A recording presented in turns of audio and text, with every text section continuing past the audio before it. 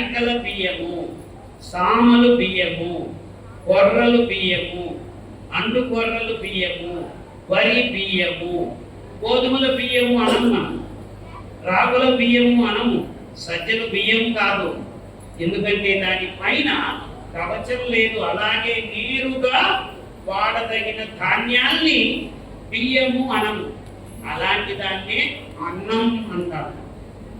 అంటే పైన బీజ కవచాన్ని తీసి వండుకునే ధాన్యాన్ని అన్నం అంటారు. కానీ మన దుర్దైవం ఏమిటంటే ప్రపంచంలో ఇప్పుడు అన్నం అంటే వరి బియ్యమే అనుకుంటున్నారు.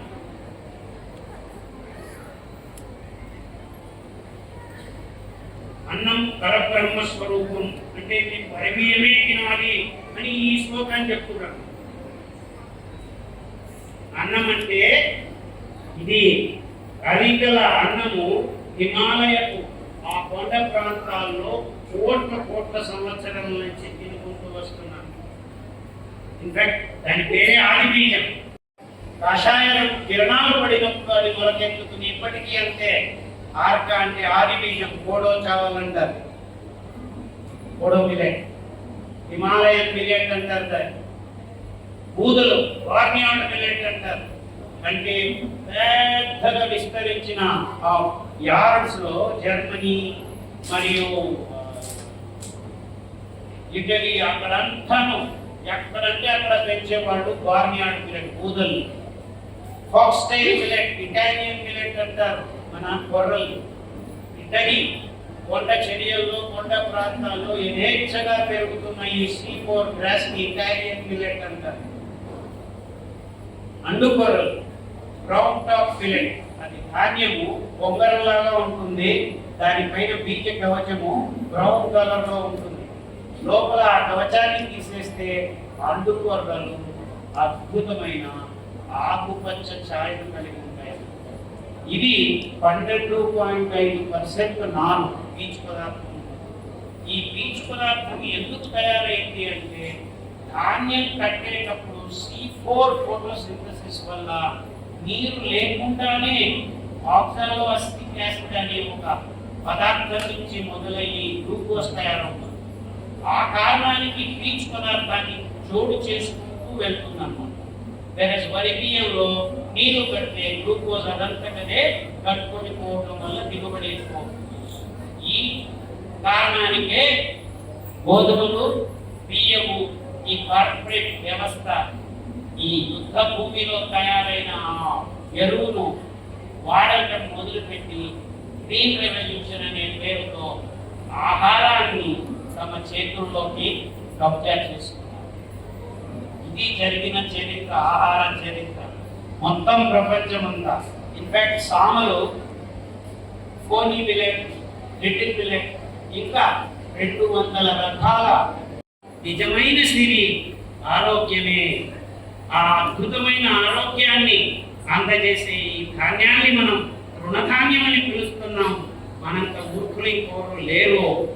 అవునా? నేను మిమ్మల్ని మూర్ఖులు అని పిలుస్తున్నాను.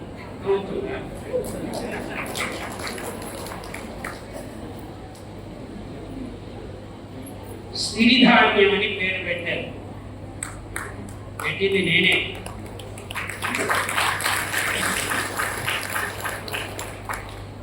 ఈ మూర్ఖత్వాన్ని వదిలి ఈ వరి బియ్యము, గోధుమలు, పాలు, చక్కెర, ఈ దురంతంగా పెంచబడుతున్న ఈ పంది మాంసము, కోడి మాంసము, గుడ్లు, ఆ గుడ్లకి స్టెరాయిడ్ ఇస్తే పుట్టు తని గుడ్లు పెడతాయి.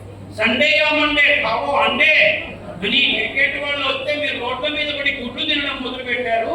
మీ గిన్నెలు టక్కుని పగిలిపోతుంటే డయాలిసిస్ యూనిట్కి వెళ్తున్నారు. అర్థమవుతుందా నేను చెప్పేది? అంటే ఈ తజ్ఞులు ఈ సంబంధాన్ని చెప్పకుండా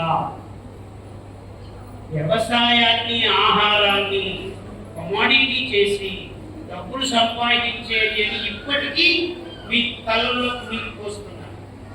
మీరు వ్యవసాయం చేసేది అద్భుతమైన ఆరోగ్యకరమైన జీవ ప్రదాతల్ని ఉత్పాదన చేసే, మీరు ఆరోగ్య ప్రదాతలుగా ఉండవలసిన వాళ్ళని ఏం చేశారు? ఆ ఎరువులు క్రిమి కీటకాలకు మందులు తాగే జవాన్లని గులాములని తయారు చేస్తుంది. అర్థమవుతుందా? నేను చేస్తున్న గంభీర ఆలోచన అర్థమవుతుందా మీకు? అంటే ఎగుబడులు దిగుబడుల కోసం మీరు ఆహారాన్ని ఉత్పాదన చేయొద్దు. ఇవి ఆరోగ్యశ్రీని ప్రసాదించే అద్భుతమైన దేవుడిచ్చిన ప్రసాదాలు ఇవి. దాన్ని కలుషితం చేయకండి. కల్మషాలని మీ దేహంలోకి దుప్పించద్దండి. ఆ కల్మషాల వల్ల మీకు రోగాలు వస్తున్నాయి. ఆ కల్మషాలని సంపూర్ణంగా తీసివేసే ఏకైక ఆహారం భూమి మీద ఏదైనా ఉందా అని ఎవరైనా ప్రశ్న అడిగే స్థోమత ఉంటే దానికి సమాధానం డాక్టర్ ఖాదర్ 30 సంవత్సరాల క్రితమే వేలెత్తి మానవ జాతికి చూపించిన అద్భుత ఆహారం మన దేశంలో మన వేలాది సంవత్సరాలు కాదు కోట్లాది సంవత్సరాలుగా ఆహారం, ఆరోగ్యం, సిరిధాన్యం అని చెప్పుకోవాల్సిన గతి నుంచి ఆ గతిని మార్పించి ఆహా కాశ్మీరీ పలావు, దొన్నే బిర్యానీ, హైదరాబాద్ బిర్యానీ 24x7 జొమాటోలు, స్విగ్గీలు తిని ఏమయ్యారు మీరు? ఏమయ్యారు? స్టీవ్ జాబ్స్ $1 ట్రిలియన్ సంపాదించాడు. నీళ్లు తాగితే మంట అయి చచ్చిపోయాడు. 8 నెలలు 800 మంది డాక్టర్లు మల్టీ స్పెషాలిటీ హాస్పిటల్స్ ఏ ఒక్కటి బాగు చేయలేదు. గది ఎవరు? అంటే గోమాత మీద ఆధారపడి చేసేది వ్యవసాయం కాదు. గోమాత ఎవరి మీద ఆధారపడింది? మిల్లెట్స్ పెంచితే నిజమైన ప్రకృతి వ్యవసాయం, నిజమైన సహజ వ్యవసాయం.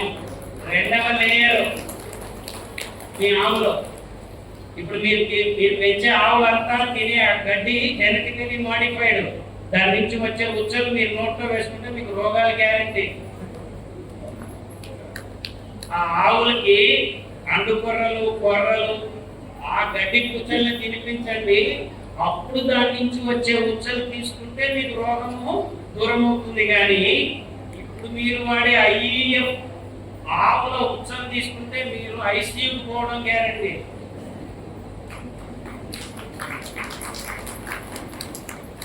సో అందరూ ఆవులు, దేశీయ ఆవులు అంటున్నారు. ఆ ఆవులు ఏం తింటున్నాయని అడగండి ప్రశ్న. అర్థమవుతుందా? సో సహజ వ్యవసాయం అంటే, ప్రకృతి వ్యవసాయం అంటే నిజమైన నిర్వచనం ఏదే. మీరు ఈ చిరుధాన్యాలు, తృణధాన్యాలు, క్షుద్రధాన్యాలు అని పెట్టుకొని పిలిచి దానిని మీ ననో మేధస్సు నుంచి దూరం చేసుకుంటున్నారని కోపం వచ్చి బాధ చెప్పి ఈ డాక్టర్ ఖాదరు దానికి సిరిధాన్యాలని పేరు పెట్టాడు. ఎందుకు పెట్టాడు? ఆహారం వల్ల ఆరోగ్యం వస్తుంది.